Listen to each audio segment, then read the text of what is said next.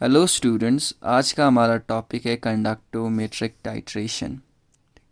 तो conductometric titration discuss करने से पहले हम थोड़ा सा अपना फोकस टाइट्रेशन पे शिफ्ट करते हैं, जो हमने लास्ट सेमेस्टर किया था। तो टाइट्रेशन जो असेंबली कुछ इस तरह से होती है। यहाँ पे हमारे पास क्या होता है, एक ब्यूरेट होता है। ठीक है, ब्यूरेट में एक सोल्यूशन होता है। इस सोल्यूशन, कौन सा सोल्यूशन लेते हैं हम? स्टैंडर्ड सोल्यूशन लेते हैं। स्टैंडर्ड सोल्यूशन वो सोल्यूशन जिसका कंसंट्रेशन हमें क्या होता है, नोन होता है। ठीक। और फिर उसके बाद हमारे पास यहाँ पे कॉनिकल फ्लास्क होता है, जिसमें हम कौन सा सोल्यूशन लेते हैं, एनालाइट सोल्यूशन लेते हैं। ठीक। जिसका कंसंट्रेशन क्या होता है, अननोन होता है। और पूरा जो टाइट्रेशन का जो हमारा एम है वो ये है कि इस नॉन कंसंट्रेशन के सल्यूशन को यूज़ करके अननोन कंसंट्रेशन के सल्यूशन का क्या निकाला जाए, कंसंट्रेशन निकाला जाए।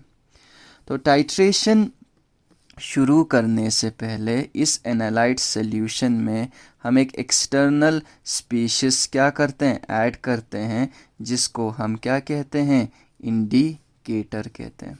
ठीक। अब देखिए, अगर फॉर एग्ज़ाम्पल हमारा जो कंसंट्रेट नॉन कंसंट्रेशन का जो सल्यूशन है वो हमारा फॉर एग्ज़ाम्पल सोडियम हाइड्रोक्साइड है, और ये जो अननोन है कंसंट्रेशन का सल्यूशन है वो क्या है, HCl है। ठीक। तो पहला जो यहाँ पे कॉनिकल फ्लास्क में जो एनालाइट सॉल्यूशन है, तो कॉनिकल फ्लास्क में हमारे पास क्या प्रेजेंट है, कॉनिकल फ्लास्क में हमारे पास HCl प्रेजेंट है। ठीक। तो इसमें हमने इंडिकेटर डाला। ठीक है, इंडिकेटर ऐड किया। अब देखिए, HCl प्रेजेंट है कॉनिकल फ्लास्क में। जब यहाँ से एक ड्रॉप ऑफ आप सोडियम हाइड्रोक्साइड डालोगे, ठीक है, तो HCl सोडियम हाइड्रोक्साइड के साथ रिएक्ट करके क्या बनाएगा, सोडियम क्लोराइड बनाएगा। NaCl के साथ रिएक्ट करके OH के साथ रिएक्ट करके क्या बनाएगा, वाटर बनाएगा। ये रिएक्शन कब तक होता जाएगा, ठीक है, जब तक इस एनालाइट सल्यूशन में जितने भी HCl मॉलिक्यूल्स हैं वो NaOH के साथ रिएक्ट ना कर जाए। ठीक। तो जब सारा HCl ख़त्म हो जाएगा, किसके साथ रिएक्ट करके, NaOH के साथ रिएक्ट करके, तब ये रिएक्शन, ये न्यूट्रलाइजेशन रिएक्शन क्या हो गया, कंप्लीट हो गया। तो उस स्टेट, उस पॉइंट को हम क्या बोलते हैं, एंड पॉइंट बोलते हैं। एंड पॉइंट कब होगा, जब सारा HCl NaOH के साथ रिएक्ट करके किस में कन्वर्ट हो जाएगा, NaCl और वाटर में। और ये देखो, एसिड है, बेस है, सॉल्ट बन रहा है और वाटर। तो इस टाइप ऑफ रिएक्शन को हम क्या बोलते हैं, न्यूट्रलाइजेशन रिएक्शन। ठीक। तो ये सोल्यूशन भी कलरलेस होता है, ये भी सोल्यूशन भी कलरलेस होता है। तो हमें कैसे पता चलेगा कि सारा जो HCl इस कॉनिकल फ्लास्क में था वो NaOH के साथ रिएक्ट कर चुका है? तो वो एंड पॉइंट पता करने के लिए हम यहाँ पे क्या ऐड करते हैं, इंडिकेटर ऐड करते हैं। रिएक्शन शुरू होने से पहले कॉनिकल फ्लास्क में क्या था, सिर्फ HCl था। तो जनरली जो हम इंडिकेटर इसमें यूज़ करते हैं वो है फिनोल्फथेलीन। तो फिनोल्फथेलीन जो इंडिकेटर होता है HCl सोल्यूशन में, यानी एसिडिक सोल्यूशन में, ये कलरलेस होता है। ठीक। और जो ही आप इसमें NaOH ऐड करते जाओगे, सारा HCl सॉल्ट में कन्वर्ट होता जाएगा। पहले pH एसिडिक था, सिर्फ HCl था, तो pH क्या था, एसिडिक था। और जो ही एसिड सारे सॉल्ट में कन्वर्ट होता जाएगा, pH जो है बढ़ता जाएगा, बढ़ता जाएगा। जब सारा HCl ख़त्म हो जाएगा, क्यों, किसके साथ रिएक्ट करके, सोडियम हाइड्रोक्साइड के साथ रिएक्ट करके, जो next drop of sodium hydroxide इसमें गिरेगा वो इस पूरे एनालाइट सोल्यूशन को एसिडिक से किस में कन्वर्ट कर देगा, बेसिक से कंडीशन में कन्वर्ट कर देगा, क्योंकि सोडियम हाइड्रोक्साइड क्या है, बेस है। तो जो कॉनिकल फ्लास्क में सोल्यूशन है वो एसिडिक नेचर से बेसिक में कन्वर्ट हो रहा है, तो बेस में फिनोल्फ्थालीन जो इंडिकेटर है उसका जो कलर होता है वो क्या होता है, पिंक होता है। यानी जो ही इस कॉनिकल फ्लास्क में एनालाइट सोल्यूशन यानी HCl का जो सोल्यूशन होगा वो कलरलेस टू पिंक चेंज हो जाएगा, that means and point reach हो चुका है। दैट मीन सारे HCl NaOH के साथ रिएक्ट करके किस में कन्वर्ट हो चुका है, सोडियम क्लोराइड प्लस वाटर में कन्वर्ट हो चुका है। ठीक, यहाँ से ब्यूरेट में से हम क्या कर लेते हैं, वॉल्यूम यानी एंड पॉइंट रीच हो गया। हमने यहाँ फॉर एग्जांपल 0 से शुरू किया, 10 पे जाके ये एंड पॉइंट रीच हो गया। यहाँ से क्या आ जाएगा, वॉल्यूम ऑफ NaOH आ जाएगा ब्यूरेट से। ठीक, कॉनिकल फ्लास्क में जो वॉल्यूम ऑफ HCl हमें पता है, हमने फॉर एग्जांपल जो लिया है 10 ml लिया है फॉर एग्जांपल इसमें NaHCl सोल्यूशन। ठीक, अब कंसंट्रेशन यानी मोलारिटी ऑफ NaOH यानी स्टैंडर्ड सोल्यूशन हमें नोन है, फॉर एग्जांपल ये है 0.1 मोलर। ठीक है, तो हम मोलारिटी ऑफ HCl कैलकुलेट कर सकते हैं using equivalence formula M1V1 = M2V2। इस इक्वेशन को यूज़ करके एनालाइट्स या अननोन कंसंट्रेशन का जो सोल्यूशन है इसका कंसंट्रेशन आप डिटरमाइन कर सकते हो। तो यहाँ पे जो इंडिकेटर क्या काम कर रहा है, इंडिकेटर जो काम कर रहा है वो एंड पॉइंट को डिटेक्ट कर रहा है कि कौन सी इंस्टेंट पे सारे HCl जो है सोडियम हाइड्रोक्साइड के साथ रिएक्ट हो जाएगा। ठीक है, अब देखिए कंडक्टोमेट्रिक टाइट्रेशन में होता क्या है।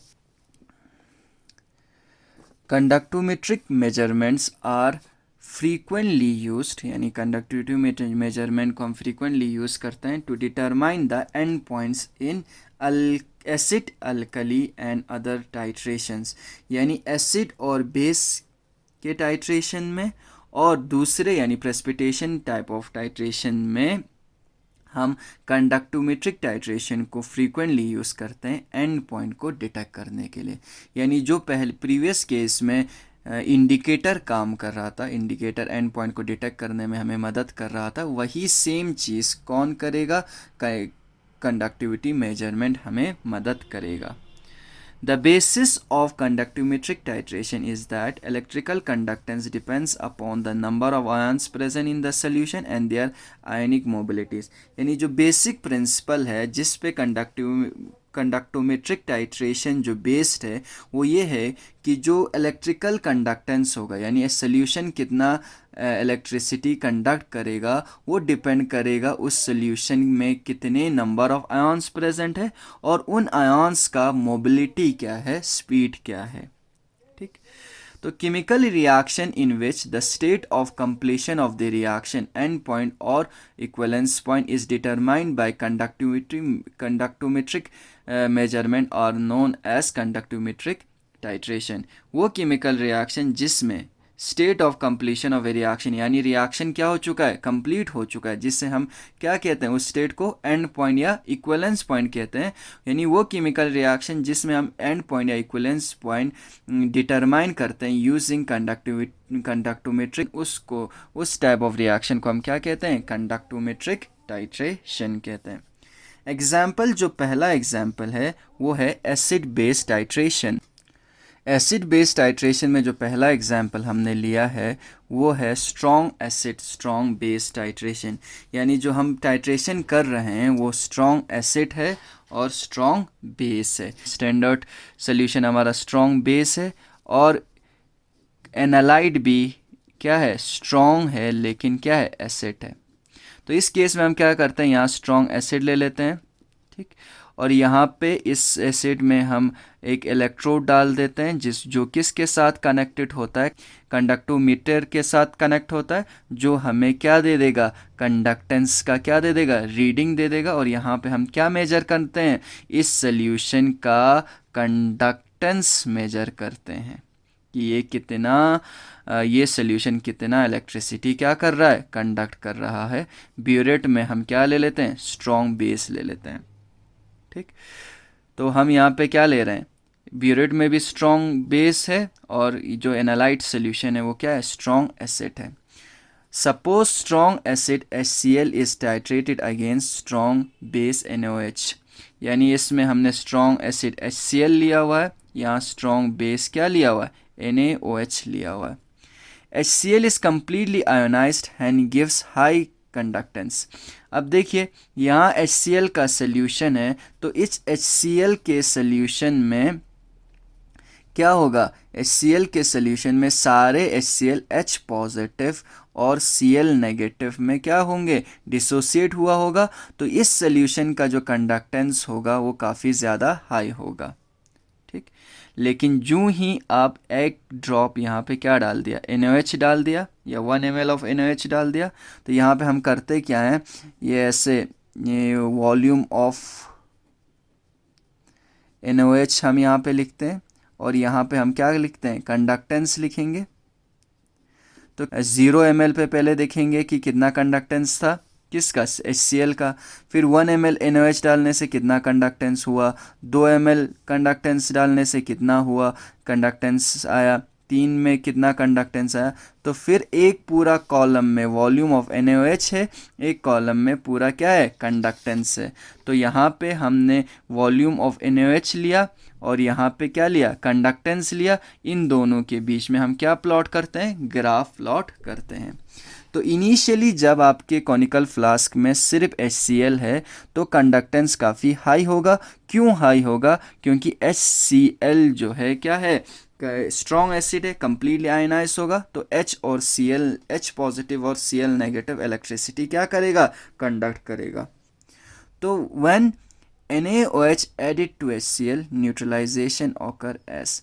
अब फॉर एग्जाम्पल ये जब क्या है, वॉल्यूम ऑफ NaOH यहाँ पे लिया हुआ है, यहाँ पे कंडक्टेंस लिया हुआ है, ये वॉल्यूम ऑफ NaOH क्या है, 0 है। तो 0 पे अगर मान लेते हैं ये क्या है, कंडक्टेंस है किसका, HCl का।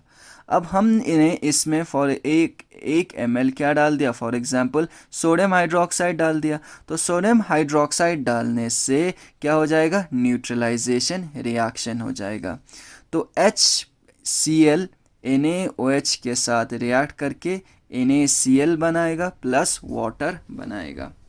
देखिए NaOH डालने से पहले कॉनिकल फ्लास्क में सिर्फ H पॉजिटिव और Cl नेगेटिव था। अब आपने NaOH डाल दिया, NaOH डालने से न्यूट्रलाइजेशन रिएक्शन हो गया, तो H पॉजिटिव जो है OH नेगेटिव के साथ मिलके वाटर बनाया जो कि लिक्विड स्टेट में और अनआयोनाइज्ड है, यानी ये आयन में कन्वर्ट नहीं हो सकता। Na पॉजिटिव Cl के साथ कन्वर्ट होके क्या बनाया, NaCl बनाया। सल्यूशन में पहले वाटर में H पॉजिटिव और Cl नेगेटिव था, लेकिन NaOH डालने से H पॉजिटिव और OH कन्वर्ट होके वाटर बनाया, Na और Cl मिलके NaCl बनाया। तो Cl तो अभी भी सल्यूशन में है, लेकिन H पॉजिटिव के जगह अब सल्यूशन में क्या प्रेजेंट है, Na पॉजिटिव प्रेजेंट है। In this titration, H positive ions replaced by Na positive ions, hence conductivity of the solution decreases because Na positive ion are less moving and less conducting than H positive ion. यानी अब H positive के जगह Na positive आने से conductivity क्या होनी शुरू हो जाएगी, डिक्रीज होनी शुरू हो जाएगी। क्यों, क्योंकि Na पॉजिटिव जो है H पॉजिटिव के कंपैरिजन में लेस मूविंग है, मोबिलिटी उसकी कम है, एंड ऑल्सो लेस कंडक्टिंग है, यानी H पॉजिटिव जो है के कंपैरिजन में Na पॉजिटिव जो है कम इलेक्ट्रिसिटी क्या करता है, कंडक्ट करता है, जिसकी वजह से कंडक्टेंस डिक्रीज होना शुरू हो जाएगा। When all the H positive ions are replaced by Na positive ions, यानी जितने भी हमने कॉनिकल फ्लास्क में HCl लिया था और HCl सारे अब किसके साथ रिएक्ट कर चुके हैं, NaOH के साथ रिएक्ट कर चुके हैं, तो सारे H पॉजिटिव OH के साथ रिएक्ट करके वाटर बना चुका है और सारे H पॉजिटिव की जगह अब सोल्यूशन में क्या आ चुका है, Na पॉजिटिव जब आ चुका है, then further addition of NaOH increase the conductance. अब देखिए, जब हमने अब HCl तो नहीं है, अब NaOH जो ही आप वाटर में डालोगे तो NaOH स्ट्रॉन्ग बेस है तो क्या रिलीज करेगा, Na पॉजिटिव और OH नेगेटिव। अब OH नेगेटिव फ्री फॉर्म में होगा क्योंकि उस सोल्यूशन में अब कोई H पॉजिटिव नहीं है जिसके साथ ये OH नेगेटिव रिएक्ट करके क्या बना सकें, वाटर प्रोड्यूस कर सकें। तो then further addition of NaOH increase the conductance due to the formation of free OH negative ions। free OH negative ions बनेगा। देखिए ये ज़ीरो था वॉल्यूम ऑफ NaOH, फिर NaOH आपने क्या करता गया, ऐड करता गया, कंडक्टेंस डिक्रीज होता गया। फॉर एग्जांपल हम मान लेते हैं ये वो पॉइंट है जहाँ पे जितने भी HCl थे सोल्यूशन में वो NaOH के साथ रिएक्ट कर चुका है। तो फिर नेक्स्ट जो ड्रॉप ऑफ सोडियम हाइड्रोक्साइड गिरेगा उसमें से जो हाइड्रोक्साइड आयन जो होगा उसके पास H पॉजिटिव सोल्यूशन में नहीं होगा जिसके साथ रिएक्ट करके क्या बना सकें, वाटर बना सकें। That means OH negative free form में होगा और OH नेगेटिव हाईली कंडक्टिंग होता है, तो जिसकी वजह से कंडक्टेंस फिर से इंक्रीज होना क्या हो जाएगा, शुरू हो जाएगा। तो स्ट्रॉन्ग एसिड और स्ट्रॉन्ग बेस के टाइट्रेशन में कंडक्टेंस और वॉल्यूम ऑफ सोडियम हाइड्रोक्साइड या वॉल्यूम ऑफ स्ट्रॉन्ग बेस का टाइट्रेशन कर्व कुछ इस तरह से होगा। और ये जो A है ये हमारा क्या है, इक्विवेलेंस पॉइंट है या जिसे आप क्या कहते हैं, एंड पॉइंट कहते हैं, जहाँ पे इस वॉल्यूम ऑफ NaOH पे सारे जो HCl हैं वो क्या हो चुके हैं, न्यूट्रलाइज हो चुके हैं। तो कंडक्टेंस को यूज़ करके हम क्या डिटरमाइन कर रहे हैं, एंड पॉइंट या इक्विवेलेंस पॉइंट डिटरमाइन कर रहे हैं। सेकंड जो एग्जाम्पल है वो है weak acid and strong base titration का। सपोज वीक एसिड हम ले रहे हैं, acetic acid is titrated against strong base NaOH। ठीक है, अब वीक एसिड हम ले रहे हैं एसिटिक एसिड और उसको टाइट्रेट कर रहे हैं स्ट्रॉन्ग बेस सोडियम हाइड्रोक्साइड के साथ। फिर से हम ब्यूरेट में क्या लेंगे, सोडियम हाइड्रोक्साइड, और कॉनिकल फ्लास्क में हम क्या लेंगे, वीक एसिड जो कि क्या है, एसिटिक एसिड है। तो acetic acid undergo ionisation only to small extent to yield H positive, thus its conductance will be initially low. अब क्या है कि कॉनिकल फ्लास्क में हमने एसिटिक एसिड डाला है, उसके में हमने उसका हम कंडक्टेंस मेजर कर रहे हैं, तो उसका जो कंडक्टेंस होगा इनिशियली बहुत लो होगा। क्यों, क्योंकि एसिटिक एसिड वीक एसिड है तो ये कम डिसोसिएट होगा, कम डिसोसिएट होगा तो कम आयन्स प्रोड्यूस होंगे, तो कम आयन प्रोड्यूस होंगे तो कंडक्टेंस भी क्या होगा, कम होगा।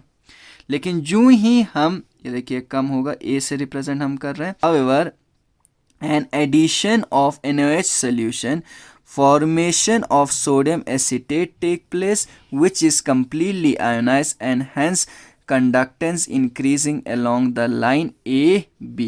देखिए अब देखिए एसिटिक एसिड तो वीक एसिड है, कम डिसोसिएट होगा। यूं ही अब इसमें NaOH ऐड करेंगे, सोडियम हाइड्रोक्साइड ऐड करेंगे, तो ये OH नेगेटिव प्रोटॉन एब्स्ट्रैक्ट करेगा किस में से, एसिटिक एसिड में, तो OH नेगेटिव H के साथ मिलके क्या बनाएगा, वाटर बनाएगा जो कि लिक्विड है और अनआयनाइज्ड फॉर्म में होगा। और ये sodium Na positive acetate ion के साथ मिलके क्या बनाएगा, सोडियम एसिटेट बनाएगा। अब सोल्यूशन में पहले सिर्फ एसिटिक एसिड था जिसका डिसोसिएशन बहुत ही कम था तो कंडक्टेंस वैल्यू भी कम आ रहा था। अब सोल्यूशन में एसिटिक एसिड किस में कन्वर्ट हो गया है, सोडियम एसिटेट। सोडियम एसिटेट जो है कंप्लीटली आयनाइज हो जाता है किस में, एसिटेट आयन और सोडियम आयन में, जिसकी वजह से अब सोल्यूशन में आयन्स आ गया ना, आयन्स आ गया तो जिसकी वजह से कंडक्टेंस क्या होना शुरू हो जाएगा, इंक्रीज होना शुरू हो जाएगा। देखिए कंडक्टेंस इंक्रीज होना शुरू हो गया। ठीक, when acetic acid is completely neutralise, यानी जितने भी कॉनिकल फ्लास्क में एसिटिक एसिड था वो सारे अब क्या हो चुके हैं, न्यूट्रलाइज हो चुके हैं, यानी सोडियम हाइड्रोक्साइड के साथ रिएक्ट होके सोडियम एसीटेट और वाटर में कन्वर्ट हो चुके हैं। ठीक है। A rapid increase in conductance यानी line B C due to the free O H ion produced by NOH। अब क्या होगा, सारा एसिटिक एसिड क्या हो गया, ख़त्म हो गया। जो नेक्स्ट ड्रॉप गिरेगा वो उसमें क्या प्रेजेंट होगा, Na पॉजिटिव और OH नेगेटिव। अब इस OH नेगेटिव को H पॉजिटिव नहीं मिलेगा, क्यों, क्योंकि एसिटिक एसिड ख़त्म हो चुका है। तो ये OH नेगेटिव अब इलेक्ट्रिसिटी क्या करेगा, कंडक्ट करेगा, जिसकी वजह से क्या होगा, रैपिड इंक्रीज इन क्या होगा, कंडक्टेंस होगा उस सॉल्यूशन का। और ये जो पॉइंट बी है जहाँ से ये रैपिड इंक्रीज शुरू होगा, ये हमारा डेजिग्नेट करेगा इक्विवेलेंस पॉइंट, यानी वो पॉइंट जहाँ पे सारे एसिटिक एसिड सॉल्यूशन में ख़त्म हो चुके हैं और किस एसिटिक एसिड के साथ कितने वॉल्यूम ऑफ NOH ने क्या किया, रिएक्ट किया, वो हमें कैसे पता चलेगा, जब इस ग्राफ को आप इस एक्स एक्सिस के साथ ज्वाइन करोगे तो इतना वॉल्यूम ऑफ NOH जो है वो रिएक्ट कर चुका है गिवन वॉल्यूम ऑफ किसके साथ, एसिटिक एसिड के साथ। ठीक। अब थर्ड है strong acid and weak base titration. ठीक। Let's strong acid HCl is to be titrated against weak base ammonium hydroxide. यानी हमने क्या किया है, हमने ब्यूरेट में वीक बेस अमोनियम हाइड्रोक्साइड लिया है और हमारे कॉनिकल फ्लास्क में स्ट्रॉन्ग एसिड है जो कि क्या है, HCl है। The conductance of HCl is initially high because of the presence of fast moving H positive ions। यानी HCl solution आपने लिया, उसमें उसका आपने कंडक्टेंस अगर आपने मेजर किया तो कंडक्टेंस उस HCl सॉल्यूशन का बहुत ही हाई होगा, क्योंकि उसमें क्या प्रेजेंट है, H पॉजिटिव आयंस प्रेजेंट है। तो फॉर एग्जांपल ये जो A है ये रिप्रेजेंट कर रहा है कंडक्टेंस ऑफ HCl जब इसमें हमने कोई भी अमोनियम हाइड्रोक्साइड ऐड नहीं किया है। ठीक। When ammonium hydroxide is added to HCl, अब हमने अमोनियम हाइड्रोक्साइड को HCl में ऐड करना शुरू किया, conductivity decreases due to the replacement of fast moving H positive ion by slow moving ammonium ion। देखिए HCl था जिसमें H पॉजिटिव की वजह से कंडक्टेंस बहुत ही ज़्यादा था, लेकिन जो ही उसमें आप अमोनियम हाइड्रोक्साइड ऐड करोगे तो OH नेगेटिव H पॉजिटिव के साथ मिलके वाटर बनाएगा जो अनआयनाइज फॉर्म में होगा, और सॉल्यूशन में क्या रहे, क्या प्रेजेंट होगा, अमोनियम आयन और क्लोराइड आयन। अब देखिए H पॉजिटिव आयन के कंपैरिजन में अमोनियम आयन का जो मोबिलिटी होगा वो क्या होगा, कम होगा, जिसकी वजह से कंडक्टेंस जो है क्या होना शुरू हो जाएगा, डिक्रीज होना शुरू हो जाएगा। क्या होना शुरू हो जाएगा, डिक्रीज होना शुरू हो जाएगा। When end point is reached, further addition of ammonium hydroxide does not cause much change in conductance। यानी एंड पॉइंट जब रीच हो जाएगा, सारे HCl आपके कंज्यूम हो जाएंगे, तो फिर जो next drop of ammonium hydroxide गिरता रहेगा, तो उससे कंडक्टेंस में कुछ ख़ास चेंज नहीं होगा।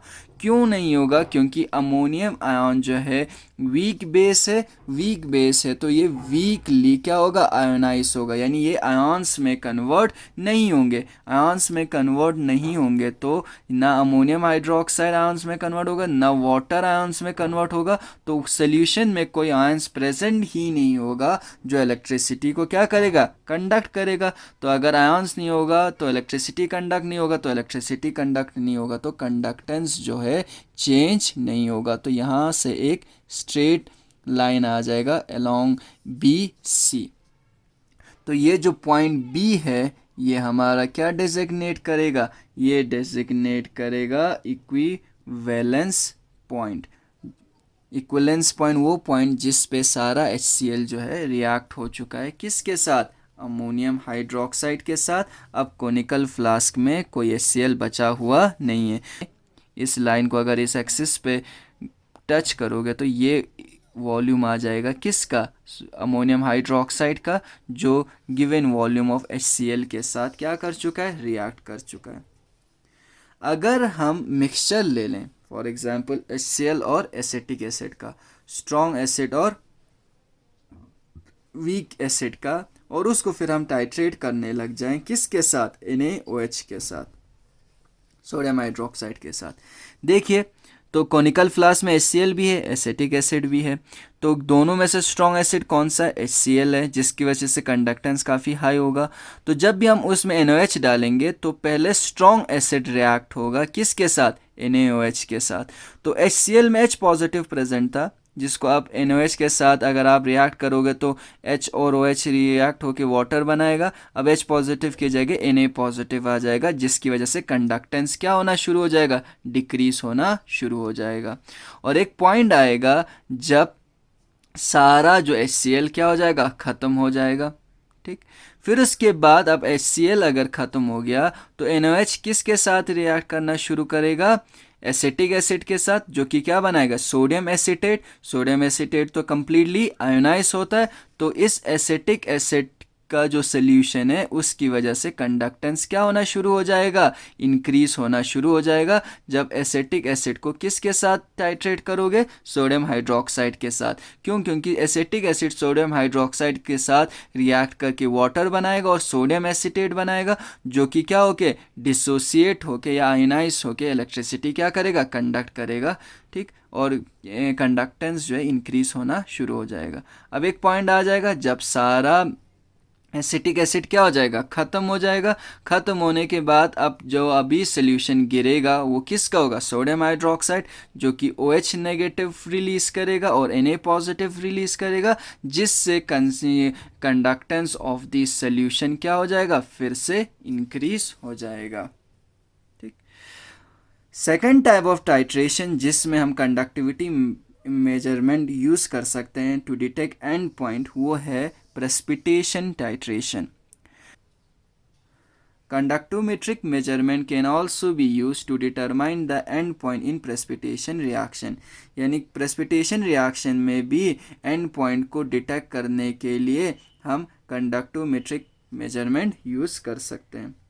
Let us consider the titration of silver nitrate यानी AgNO3 against potassium chloride।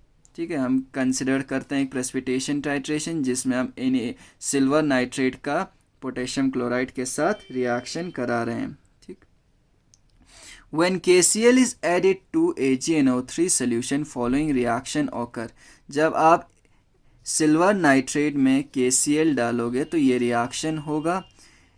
के जो है NO3 के साथ रिएक्ट करके एक पोटेशियम नाइट्रेट बनाएगा, जो कि एक आयनिक कंपाउंड है और वाटर में डिसॉल्व होकर K positive NO3 negative release करेगा। लेकिन सिल्वर जो है आयन जो है क्लोराइड आयन के साथ रिएक्ट करके क्या बनाएगा, सिल्वर क्लोराइड बनाएगा, जो कि एक सॉलिड है और वाइट क्या होता है, प्रेसिपिटेट होता है।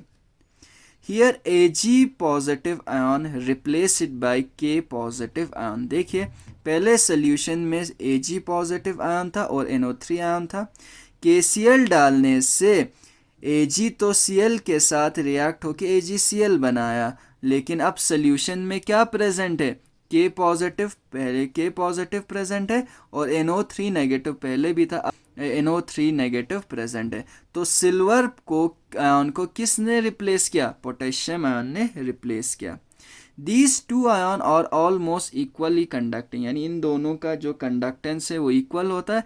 Hence the conductance of this solution practically remain unchanged. अगर ये कंडक्टेंस था किसका, सिल्वर नाइट्रेट का, तो पोटेशियम क्लोराइड डालने से इसका कंडक्टेंस चेंज नहीं होगा। क्यों, क्योंकि Ag पॉजिटिव को कौन रिप्लेस कर रहा है, K पॉजिटिव, और दोनों का कंडक्टिंग पावर क्या है, इक्वल है। तो कंडक्टिंग पावर इक्वल होने की वजह से कंडक्टेंस में कोई चेंज नहीं आएगा। आफ्टर द एंड पॉइंट, यानी जब सोल्यूशन में जितने भी सिल्वर नाइट्रेट थे वो सारे रिएक्ट हो चुके हैं, तब उसके बाद जो नेक्स्ट ड्रॉप गिरता रहेगा किसका, पोटेशियम क्लोराइड का। अब उसके एडिशन से क्या आएगा सोल्यूशन में, के positive and Cl negative ions. ठीक, thus the conductance began to increase। अब के पॉजिटिव और Cl नेगेटिव की वजह से अब कंडक्टेंस जो है सोल्यूशन का क्या होता जाएगा, इंक्रीज होता जाएगा। और ये जो पॉइंट बी होगा वो इस टाइट्रेशन में क्या डेजिग्नेट करेगा, इक्विवेलेंस पॉइंट डेजिग्नेट करेगा। ठीक, देखिए पहले क्या हो रहा था, Ag पॉजिटिव को K पॉजिटिव से रिप्लेस कर रहे थे, दोनों का कंडक्टिंग पावर इक्वल है तो कंडक्टेंस में कोई चेंज नहीं आ रहा था।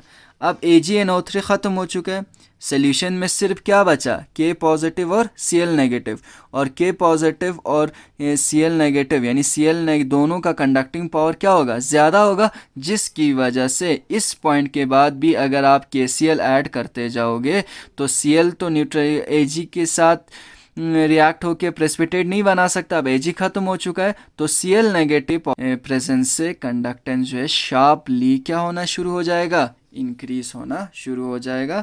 और यहाँ पे अगर इस पॉइंट को आप फिर एक्सट्रापोलेट करके एक्स एक्सिस के साथ ज्वाइन करोगे तो ये वो वॉल्यूम ऑफ KCl आ जाएगा जो रिएक्ट करेगा with given volume of AgNO3। अब एडवांटेजेस क्या हैं कंडक्टिविटी टाइट्रेशन का और अदर टाइट्रेशंस। पहला जो एडवांटेज है वो ये है कि coloured solution which can not be titrated by ordinary volumetric method with the help of a indicator can be successfully titrated conductometrically. अगर सोल्यूशन कलर्ड है तो ऑर्डिनरी जो वॉल्यूमेट्रिक मेथड्स है उससे हम उस कलर्ड सोल्यूशन का कंसंट्रेशन डिटरमाइन नहीं कर सकते हैं with the help of a indicator, लेकिन आप कंडक्टोमेट्रिकली आसानी से कलर्ड सोल्यूशन को भी टाइट्रेट कर सकते हो। सेकंड एडवांटेज है this method can also be employed in the case of very dilute solution and also for weak acid and bases. यानी कंडक्टोमेट्रिक टाइट्रेशन जो मेथड है वो आप किस पे भी अप्लाई कर सकते हो, बहुत ही डाइल्यूट सोल्यूशन पे भी अप्लाई कर सकते हो और weak acids and weak bases पे भी अप्लाई कर सकते हो। No special care is required near the end point since it is located by plotting graph। यानी हमें क्या था, जब हमने टाइट्रेशन किया था तो हमें केयरफुली क्या करना था, केयर करना था कि कब कलर चेंज हो रहा है जब हम इंडिकेटर यूज़ करते थे।